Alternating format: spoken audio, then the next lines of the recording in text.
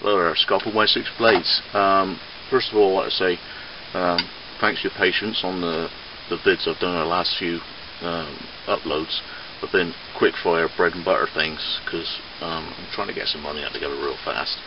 I'm also right in the middle of doing a revision for an engineering exam, so long projects that the money's coming a lot later, I've had to put on the back burner, and I'm just rattling out these fast things here just for a fiver and a fiver there. So thanks for your patience. I'm going to introduce my latest blade at the end of this little segment here, just to whet your appetite as to what's coming up in the next few weeks. The other little project I've had on, this is for my good lady, just to save a bit of dosh, is some giant knitting needles. So they are 16mm in softwood with an oak end, and what I'm going to do later on today is get those up to the right length and profile those, so I'm guessing that the arrowheady tippy sort of effectively enough to get through the wool, and she can do some chunky knitting. I make them, I ain't got to buy them, that's the way I look at it. I dropped the machetes off yesterday, kids are well pleased, so at least that saved them making things out of metal. The pallets are going, should be next week, and then we can get on with trying to do a bit more of a meaty project with this one. So I'm going to introduce you, the name at the moment I'm playing with is called the Beast, and it's spring steel again. My theory is a bit like a kukri, where the handle would be straight and the blade would be bent, so that if you were chopping you'd end up introducing the blade edge like that because the blade was bent. So what I've done is I've arced the handle back like this. So today, whether I film it or not, whether I upload it on this segment, I'm going to get the scales on. Okay, so what I've just bought was, needing the money, this little pile of metal. It's just mild steel rod, brass rod, and a lanyard tube. That's £25 in there. So that's what all the ply projects were, just so I could have enough money to get this. But thanks for your patience on the nice stuff. It will be coming up again soon, and I'll get these knitting needles done. And then when the engineering's out of the way, I'll let do my competition. Thanks for your patience. Alright, back again. So making sure they're to the same length. I'm not going to be bothered getting those level. What I need to get level is those ends. So if they're together, that goes in the vise. And all I need to do is cut down through there. No, give it a go with this. Introduce the Fiskars folding saw. You can see that on camera. I mean, the retail this is about 18, but it's in clearance. I paid a tenner for it. So I'm going to go about there. I think that's long enough. It's probably off camera. Go there. Make it touch longer.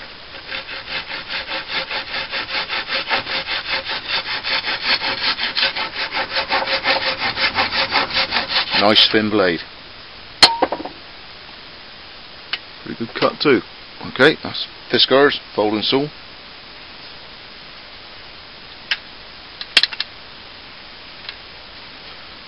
Right, let's get this profile on the belt sander a minute.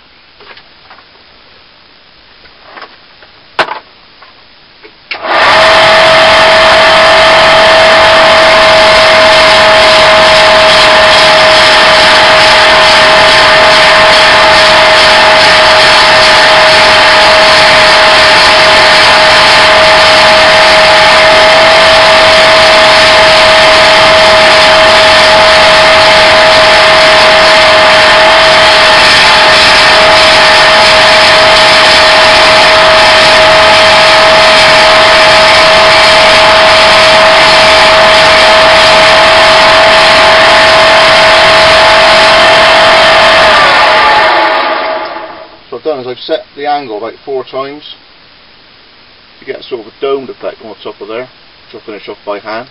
I had a really good comment on one of my videos: don't you have dust extraction? I do have dust extraction. I got a little hoover down on this side, and that goes in the vent there. I turn it on. I'm able to hold in my hand, but generally I use it for hardwood. If I'm ever using hardwood, the last few months I've been able to put an Oasis bottle, cut the top off and pop it on, but every time I come to use it I've got to make another one. So when I get on the scales of my new knife, that's hardwood, so I'm going to use extraction and the mask, I imagine. But this sort of softwood stuff here, I mean, everybody's sawing up wood and I'll use no mask, so I don't really bother with doing the softwood stuff here.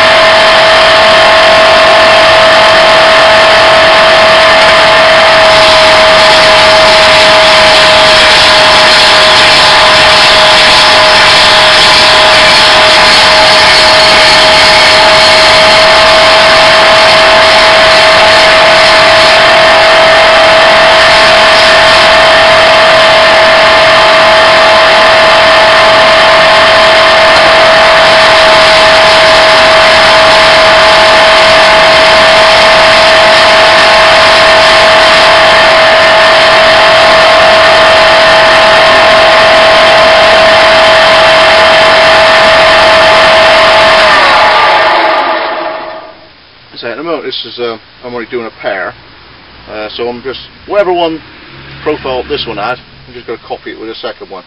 So you saw me kept offering it up as if I was catching it right on the sander correctly. Sandpaper alone now should get those pretty close. I'll get back when it's finished. And the other thing I've got to do is take the sharp edge off of those again with sandpaper. Alright, I'm even putting this in the vise to make my life a bit easier. Now I should be able to do.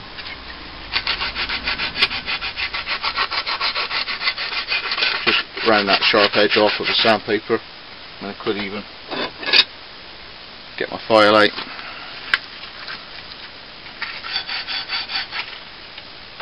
Try not to nip it up too tight so I'll mark the wood. There we go.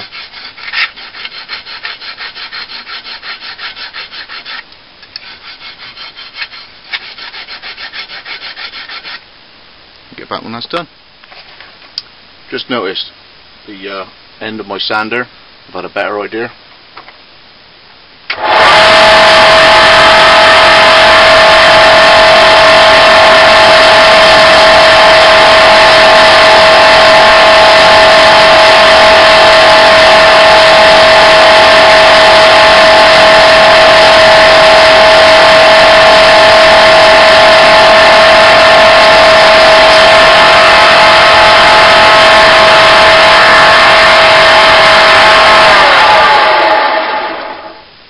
That's a lot easier. Right, if ever there was a good reason to have a piece of sandpaper in your EDC, if you're out in the woods or something, just a short little piece of really coarse sandpaper, that there, that's a doddle to do compared with trying to scrape that with a knife. So even if you only had a piece, I don't know, 2 inches square, 50mm square, just hold it in your hand. Nice coarse, I don't know, 40 or 60 grit. That would make this job here, or something like it, an absolute breeze compared with using a knife or a file on a Gerber tool. And what's the cost of a piece of scrap bit of sander disc like this? There's only one of those belts that broke. That's sweet. I said work on a larger area of your needle at any one time. Using it flat, imagine trying to flat on a curved surface, you're only going to action the sandpaper in a very small part. So I've got it in a groove in my fingers like that.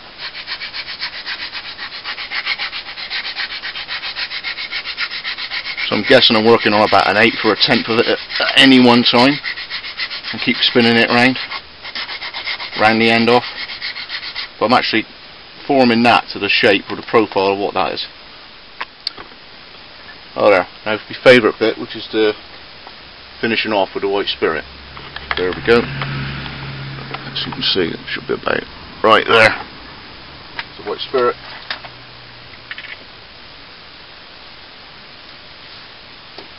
This is getting all the oils and greases off the needle prior to me doing an oil or a varnish.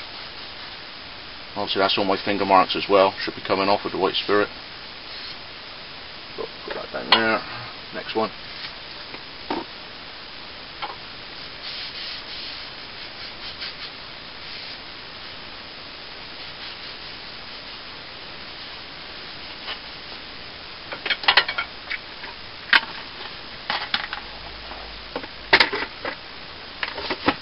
I'm going to use some linseed.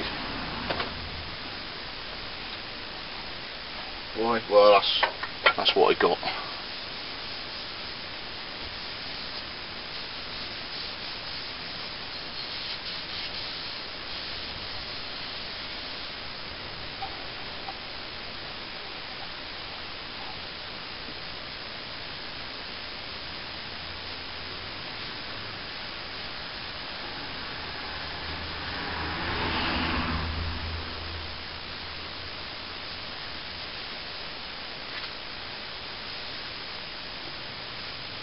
I've got a little socket I can put it down in on the floor. Well, the next one.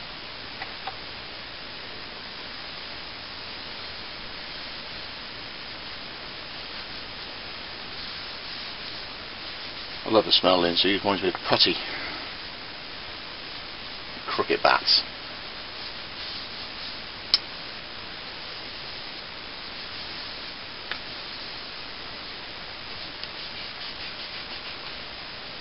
Go.